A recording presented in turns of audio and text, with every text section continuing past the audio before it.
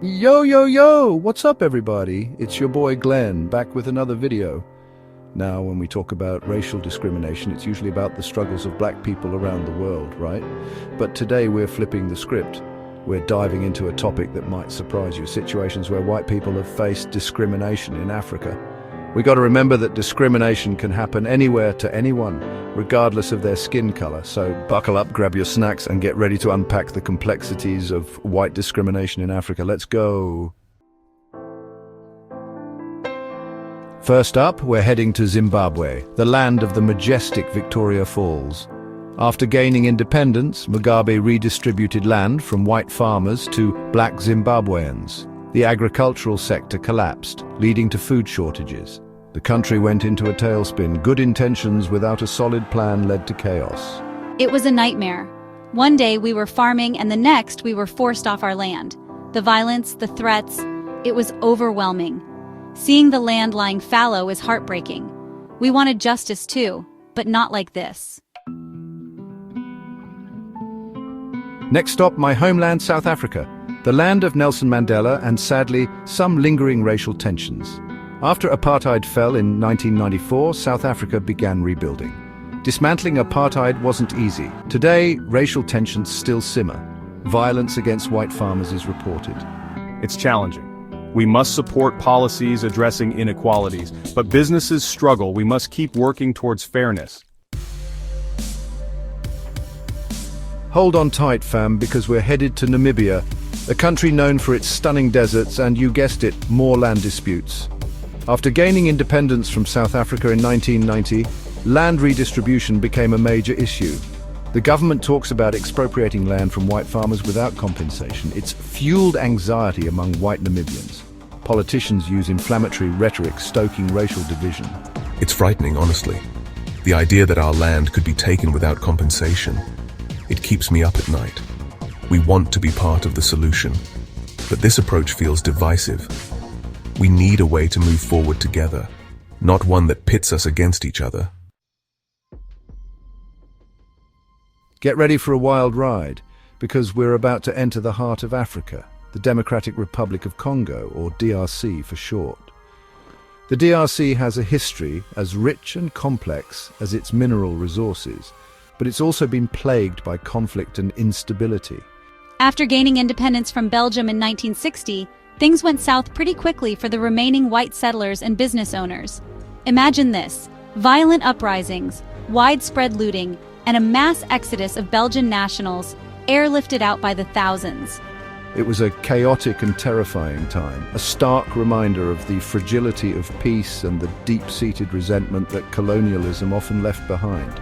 Even today, decades later, the DRC continues to grapple with the legacy of its colonial past. Safari time, everybody. We're headed to Kenya, home to the iconic Masai Mara, and you guessed it, more land-related drama.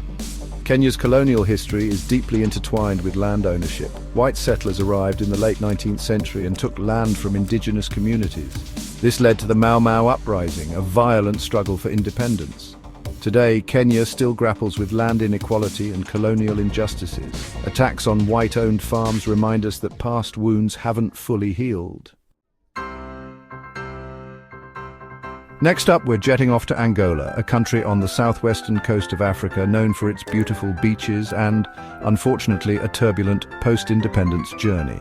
After gaining independence from Portugal in 1975, Angola was plunged into a brutal civil war, further fueled by Cold War rivalries. Amidst the chaos, the newly formed MPLA government, with its socialist leanings, embarked on a program of nationalization. Businesses, properties, you name it. If it was owned by white Portuguese settlers, it was fair game. It was a time of upheaval and uncertainty, and many white Angolans, fearing for their safety and future, packed their bags and left. The exodus of Portuguese settlers had a significant impact on Angola's economy and social fabric. We're headed to Rwanda, marked by the 1994 genocide. Rwanda's story is one of resilience and rebuilding. Despite progress, some tensions remain, even towards foreign nationals. Instances of hostility and prejudice towards white expatriates exist. Some face discrimination in business and bureaucracy. Overcoming prejudice is an ongoing process. Hold on to your hats, folks, because we're headed to Mozambique, a country on the southeastern coast of Africa known for its stunning coastline and, yes, you guessed it, more post-independence turmoil. After gaining independence from Portugal in 1975, Mozambique embarked on a socialist path, much like its neighbor Angola. Nationalization policies led to the seizure of businesses and properties owned by white Mozambicans, creating fear and uncertainty. Many, fearing persecution or simply seeing their livelihoods stripped away, chose to leave the country. This mass exodus of Portuguese settlers had a profound impact on Mozambique, leading to a brain drain and economic challenges. It's a reminder that revolutions, even those aimed at creating a more equitable society, can have unintended consequences. Next up, we are traveling to Ethiopia, a country with a rich history and a complex present. Ethiopia was never fully colonized, but influenced by foreign powers, particularly Italy. This history, coupled with present-day dynamics, creates tensions, sometimes towards foreign nationals. Reports of bureaucratic hurdles and social exclusion exist. It's a reminder that historical baggage and contemporary anxieties can foster prejudice. We're headed to Algeria, a North African nation with a history deeply intertwined with France. For over a century, Algeria was a French colony and the relationship was complicated. Independence in 1962 wasn't peaceful. Nearly 1 million Pied Noirs faced violence and resentment. Attacks and property seizures became the norm. Algeria's experience highlights the lasting impact of colonialism and the challenges of reconciliation. So there you have it, folks, a glimpse into the often overlooked issue of white discrimination in Africa. It's a complex and nuanced topic, one that challenges our assumptions and forces us to confront uncomfortable truths.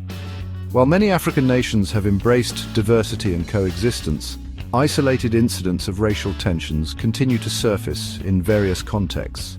From land disputes rooted in colonial injustices to political rhetoric that exploits existing divisions, the challenges are real and multifaceted. But hey, acknowledging these issues is the first step towards addressing them. Thank you for watching. Don't forget to like, share, and subscribe for more insightful content. Peace out.